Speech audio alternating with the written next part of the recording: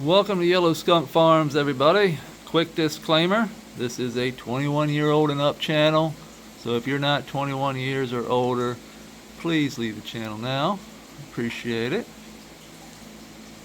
We are day 13 of veg for the new plants, and we are coming into day 18 for the construction. And yesterday, this is our new food garden. If you're not familiar with it, this is your first time in. We have a pond garden over here for our cannabis plants. We have Cooter, Scooter, and Pooter. This is Pooter right here. He's our goldfish. I think we just saw Scooter dive in. Yeah, there's Scooter. She was sitting up here on this rock wall sunning herself. And there's Cooter. So we got Cooter, Scooter, and Pooter. And we got a Plinko, which is our sucker fish. And we've got, there's our Shiner, that's Shiner. A couple of algae eaters. Tons of shrimp.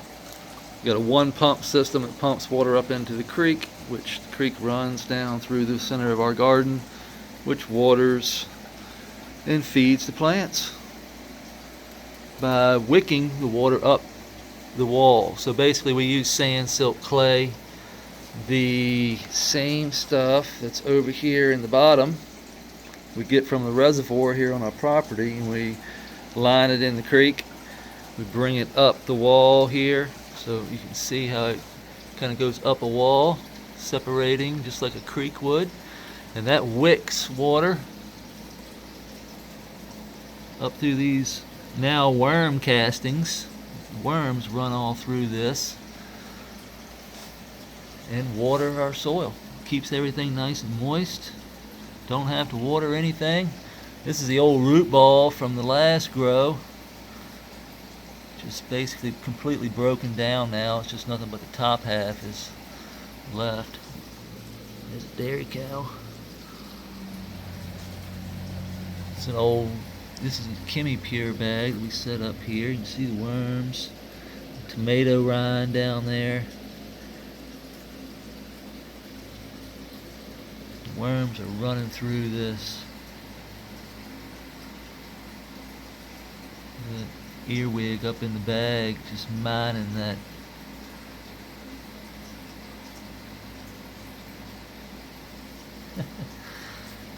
That's biochar in a bag, basically. And we put that biochar in the creek, and that helps clean the creek water. That the creek is our only filtration. So we filter the water from the pond through the creek, which wicks the water up into the soil beds. Roots can then attach themselves to the creek wall or wherever the water is going and get everything they need. This will be the same thing. We're going to run that creek. There's going to be a big waterfall. It's going to boom, boom, boom, hit the creek, raise this on up. That's where it'll come in at, somewhere around in there, and start the process on down and then around back into the pond. We're going to bring that pond wall on up. You can see, let me get down here. You can see how we brought the wall in the back on up, concreted it in. Some of it anyway. This part is not concreted in. The back has been, and all the way on this side. And the reason I only do one bucket or half of a bucket of concrete at a time. In this, there's a reason. The reason is, see that face looking at me right there? I just looked up in the camera. I was like, there's a face looking at me. I do one bucket at a time so that it's easier to work with. We can smooth it out after it dries. This is going to have water in it, so all of that's just loose, free debris where we were rubbing the side. So we take our gloves here Let's see if I can get this on with one hand, sort of. Just kind of make sure all that's smooth. And then that'll dry, the same color as this. This is cured. And then that'll dry, cure up. We'll put some more, we'll finish that on up. And the reason we do a little at a time is it's easier, it cures faster. It's basically less stress on the environment in here because the concrete is extremely wet. You know, it's moist, so it produces a lot of humidity when we bring it in here. So I don't want to go doing a lot of concrete, just destroying my environment. So we do a little at a time. This reduces dust, reduces a lot of different things. If we just do a little at a time, we got to be patient with this. All of the back wall is done, so it doesn't, you can see we concreted in up to where the creek is going to come in at, and then from there up what we're going to see doesn't look like it's concrete. In fact, we left some holes there, and then we also have where the creek is going, where the hose, so here's where the hose is going to come out, come in. This pump will sit down here, the hose will come up, go through this wall, and all this is concreted in. So we just concreted in on the back side so you can't see it. So that hose, let's see, where are we at? There it is. It'll come up here and run it, and we'll stick it right down through there, and that will shoot out through here. What we'll do is bring this up, bring a bowl, have a bowl here, create like a rock wall on the back side coming off the wall. We'll create a bowl, and water will shoot down in this bowl. It'll spin around, it'll boosh, doosh, spin around. In order to get back out, it's going to have to come back around, almost coming back towards the water that's coming in, and then it's going to come dropping down. It's going to boosh. We're going to build another wall back here, a little lower, so when it comes out up here, it'll boom, boom, almost do a figure eight, boom. And we're going to try and get that vortex spin going in the water, drawing a lot of air, pulling a lot of air out of the environment here, and inserting that air into the water as it flows on down, hitting the creek, dispersing that water on down the creek as it wicks up into the creek, and in the soil pockets that air will be transported with it, just like over here. This is the reason why the grass on the edge of the creek stays so green. You know, usually if you saturate soil in water, you get a swamp. Okay? But on the edge of a creek, the reason you don't get a swamp, this is saturated soil. I mean, basically worm castings that are just muck. Like, look how wet it is. It stays wet. But yet everything around it stays nice and green and healthy. And the reason is because of the waterfall and the aeration that the pond, it's just one of many reasons, but one of the main reasons. If we didn't have that flow, that air in the water, this would be a swamp. It's really the main difference of a swamp and a beautiful creek and stream. The stream is flowing, it's pulling air into it, different ways, bouncing off. You know, every time it swirls on top of the water, it breaks the surface of the water, it is picking up air. So as long as we see that flow, we've got that air, we're going to get that green grass on the edges, because that wick action is going to wick that water up, which has air inside those water molecules, pulling a tremendous amount of air and water up into the beds. And it's all like Donkey Kong. Then it's just all about nutrient density and feeding the microbes. You got to feed the critters. And I'm feeding the critter just simply by putting this in the bed, or like putting a piece of tomato. It's just a slice, the bark half. We're feeding the soil, giving something for them to eat. When they don't have anything to eat, these things, everything else suffers when there's no nutrient in the soil. And how do we get the nutrient? We don't just need to keep putting it in there. We need to add clay, sand, silt. These are things that make up soil: sand, silt, clay. And I'll continue to say that forever, because sand, silt, and clay is what makes up soil. So if we buy a bag, let's say we buy a bag of this super soil over here, which is what we're going to use to put in the bed. I'm going to use APSU. Guys here local in Virginia. I've already had it tested. It is extremely efficient in microbes. It's got the protozoa, it's got the fungi. We've already scoped it. My buddy Mo at iGrowSoil scoped it. It's legit.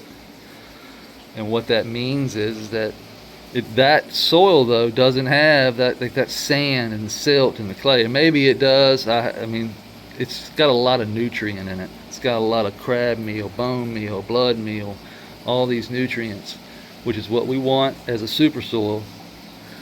Nutrient density is what we're after, but then we're going to add that sand, silt, and clay that's from the creek on top of that soil, and that's going to wick that water up into that soil. It's going to add sand, silt, clay to the soil, and going to give it pretty much endless life. Like the biology, the bacteria will mine that sand, silt, and clay forever. As long as we got enough of it, which we do, these plants can endless amount of nutrient being broken down. As long as we have moisture, we have the environment right, everything is warm. Microbes like air, they like warm water, they like warm temperatures. Everything flourishes more when it's warm. So it's 80 to 83 degrees. Temperature of the water is around 75, 76. When you add the biology to the soil, and then we feed the soil constantly by putting this like in the water, picking up all that fish poo, drop it in the soil, things come up from the bottom, mine all that stuff in there. You get in there and start mining all that charcoal. Some of this charcoal can actually come out. Look at that. And we just put it right in the soil. This is a good thing. We don't want too much biochar, but hell, that little bit, worms can basically run through that stuff. A lot of people's biochar is big. Actually, I had a buddy of mine send me some from Virginia Homegrown. He had, let me show you what most biochar like made.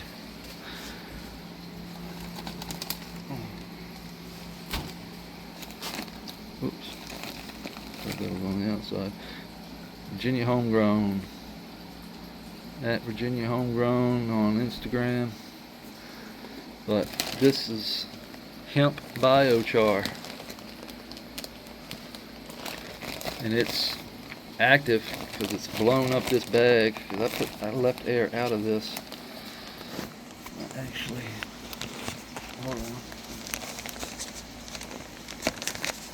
I let the air out of this yesterday, and it's blown up again, and it smells like pretty good. Look at those big chunks. So that's activated with hemp. So it's hemp stalks, and then he soaks it in biology, and that activates it. And what we mean by activated is, like, if you put biochar in in by itself, it's a nutrient hog. You know, the surface area on that biochar is great. A lot. Thousands of times what it is. But I don't know what I was saying with that. I lost my train of thought. I was trying to get this off of me. But the biochar, if you don't activate it first, that's what I was trying to get at. The activation. So like soaking it in fish shit or fish brew or any type of worm castings, compost. You want to soak it in this stuff, let that biochar absorb all that nutrient, let it charge up basically, and then put it in your soil. This way it won't take away from what's already in your soil. So you're activating it and then putting it in. This way all your microbes that are already in here can attach themselves to that biochar and mine all that nutrient out and give it to the plant. That's what the plant's basically doing, sending out exudates, sending signals out to these little critters down there, these microbes. And these microbes are going to go out and mine what they want, what the plant wants, and bring it back to them. And the better system we can set up for that, the better the plants are going to be. So the bigger is better, always in nature. Bigger your system's is, the better and longer you're going to be able to go without having to amend or put nutrients in. For instance, buy things. I haven't bought anything. I mean, I buy these Chemi Pure bags just for the creek, but they're $40 they're basically $20 a piece, and I'll spend, you know, a couple $100 a year on those, and I don't put them all in. Like, I'll take this bag and take it outside. Like, some of it will come in here, you know, just sprinkle it around, but a lot of that, once I'm done with it, I'll cut the bag open and throw it in my outdoor garden. Super beneficial. So we have one over there. This is an older one here, and then we have another older one over there, and then one in the creek. Excuse.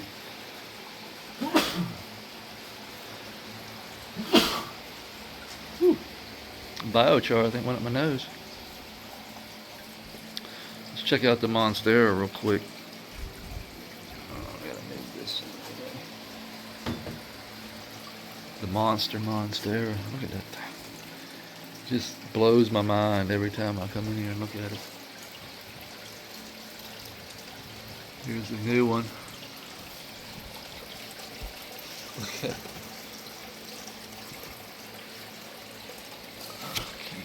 Look how big. This thing has gone crazy in a day. Look at it. It's gonna be ginormous.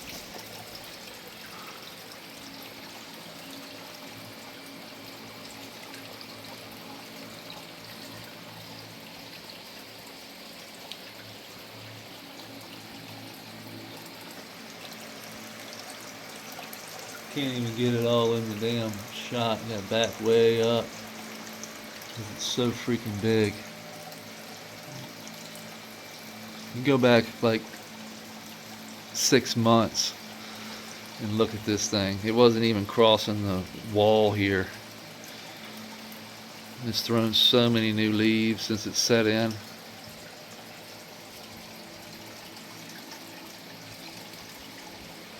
And here's Digger down here, and he's on this side today. Here's his butt. He likes to just crawl right up in there. He ate most of that tomato. And he got a worm yesterday.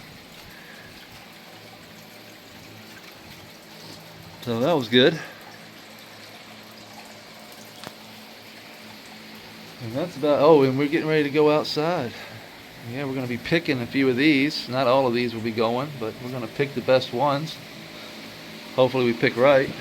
And we're going to, it's springtime here, and today is supposed to be 70. Hopefully our last frost was last night. supposed to be 70, then tomorrow 80, and then 80, and 80, and 70s, and 70s, and so for the here until hopefully summertime, we won't see any more frost, and we can pretty much go ahead and go outdoors. I'm gonna put some of these outdoors, see what we get.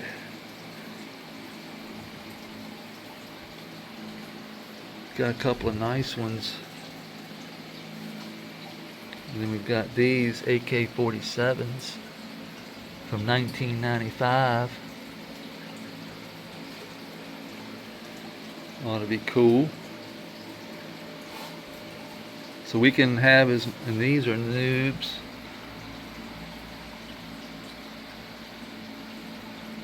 All popping up.